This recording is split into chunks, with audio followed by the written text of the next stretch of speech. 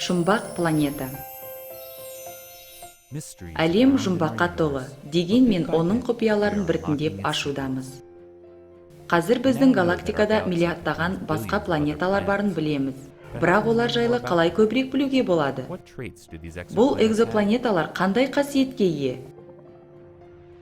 Олар неден түзілген? Қоршаған ортасы қандай? Олар қалай дамыды? Тіршілікке қолайлы ма? Планетадағы тіршілік жойылып кетуі мүмкін бе? Осы планеталардың бірін жақыннан зерттей аламыз делік. Үлкендігі, массасы мен құрамы жердікіндей екенін анықтадық. Бар жағынан алғанда, бұл планета біздікіне өте ұқсас.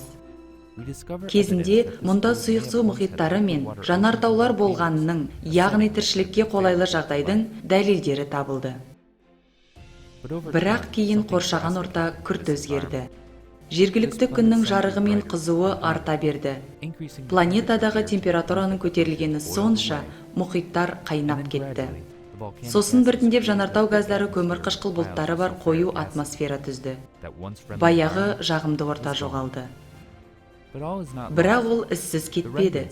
Мұндай дүниенің қалдығы планета эволюциясы мен өмір шеңдігін түсіндіре алады.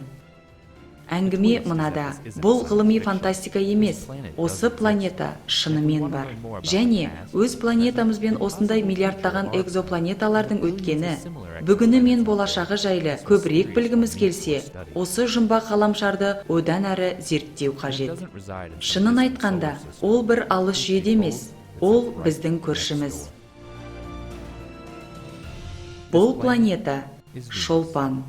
Және оның жұмбақтарын көбірек ашқан сайын, алыс әлемдер туралы біліміміз арта түспек.